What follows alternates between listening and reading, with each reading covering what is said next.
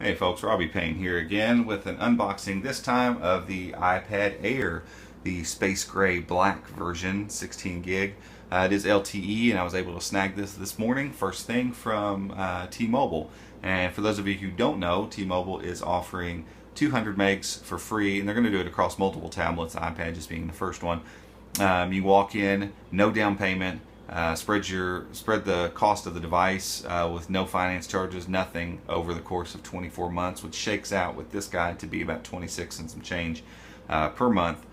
So if you don't have the money to go in and drop $600, $500, whatever model you're looking at on an iPad, but would really like to try one and would like a little bit of data or the possibility of adding data down the road, this is a great option. And it makes an easy case for saying, hey, I want to try the iPad out. And so I was able to do that this morning at T-Mobile. No real hassles. I do know that you have to have decent credit in order to get it, so keep that in mind. You're also going to have to pay your tax up front, which I think was 40 something dollars for this guy. And for whatever reason, they had to put the 2 gig option on mine in order to get it activated, and then said, hey, you can turn around and take this right back off if you call customer care.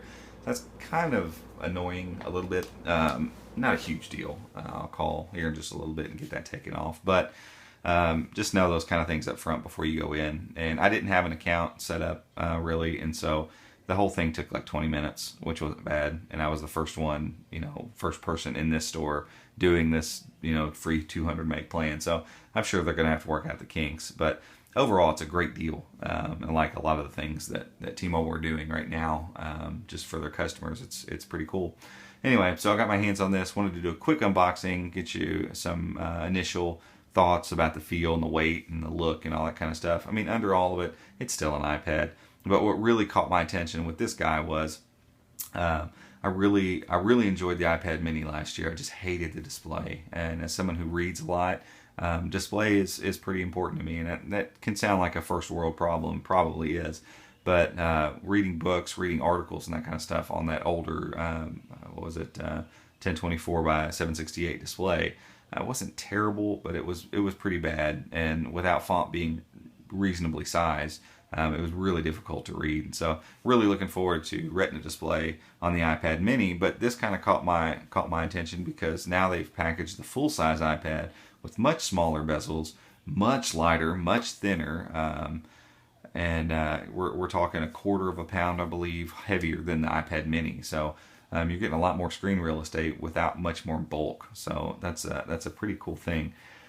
So I wanted to check it out and spend a little time. And as those who subscribe to the channel know, I review whatever I can get my hands on. And so if it's something I'm going to use or I'm interested in personally, I'm going to review it, I'm going to unbox it, I'm going to do all that kind of stuff. So as I get it, I'll review it, which means there's going to be a lot of stuff I don't review because I'm not going to spend the money and time to get my hands on stuff until hopefully I get enough subscribers and enough viewers that like these reviews. Hopefully I'll start getting some free stuff to actually review from companies. But until that time comes, I'll review what I can. And so today we're looking again at the iPad Air. I will also be doing Nexus 7 kind of a few months in review, maybe more thoughts, less about the hardware and showing you around, and more about, hey, here are some of the cool things I've seen with the Nexus 7.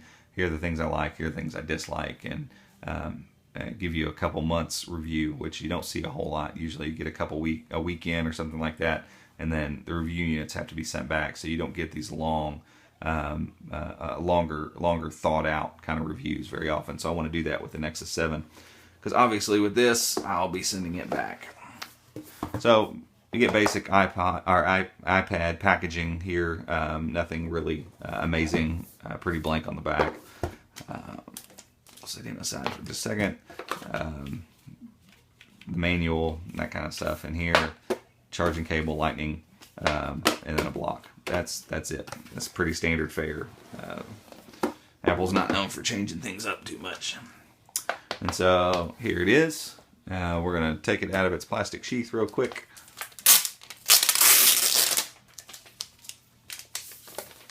Set that to the side. And I must say, just touching it, like just now, holding it here, I mean, it's it is substantially lighter and thinner than previous iPads. I keep saying iPods. I'm not sure why. And design-wise, I mean, it absolutely takes all its cues from the iPad mini. So if you've held an iPad mini, this is going to look extremely similar.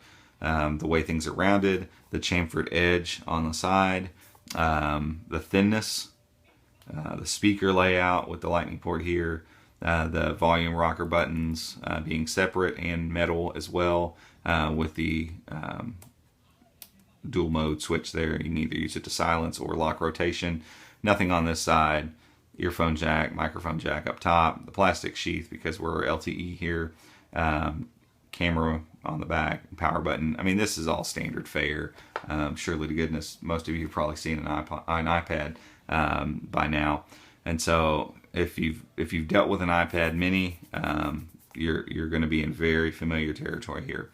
What's not familiar is how light this thing is compared to a normal iPad. The experience is way more the way I felt when I picked up an iPad mini for the first time and thought, man, this is really light. It's just incredibly light. So we got the hello screen. I need to go through the setup process real quick. So we'll take a break real fast. Let me set this guy up and I'll be right back. All right, guys, we're back. Got everything signed in and apps are all downloading.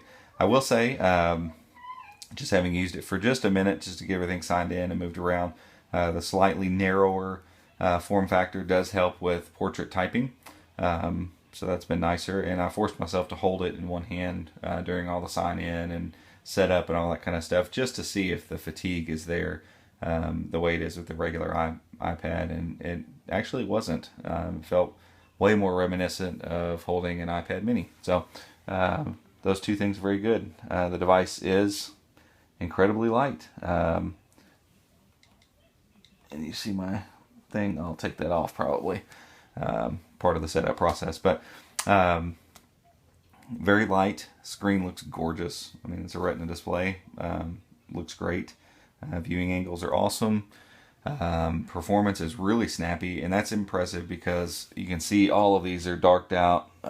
So it's still got a lot of stuff. I was able to restore from a previous iPad mini backup that was done back in April. So, you know, I have to tweak that a little bit, but it's at least I don't have to go hunt and peck for all my apps, and it's in the process of doing that, and really just not even having any issue whatsoever getting in and out of things. Yeah, you want to update. I'm just going to back out of this.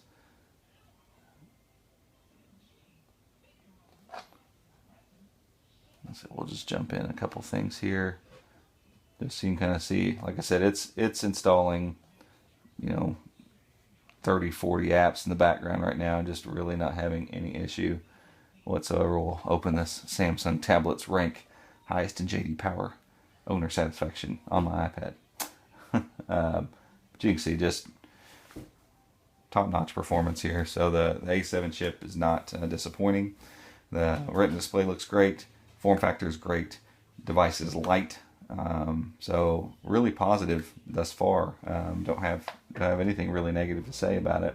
We'll do a real quick. We'll jump into the camera and just take a picture of the box. How about that? So, as most of you probably know already, you're not going to get any of the fancy features on the iPhone 5S camera, unfortunately, but it's just part of it. It's a tablet. Probably shouldn't be taking pictures with it anyway. But in a pinch, focus is pretty good, pretty quick. Shutter's instant, which is awesome. You got the square option for Instagram, and then obviously we got video as well. So nothing mind-blowing here. We can turn HDR on and off, so we'll do one in HDR just for kicks. And so we'll go into that real quick. And there's your HDR shot and regular shot. Now we're in really bright light, so I don't see any difference really. And the regular and the HDR. But you can see texture's really good. this camera would be way more than passable in a situation where this is what you had in your hand and you need to take a picture or something. It's going to work.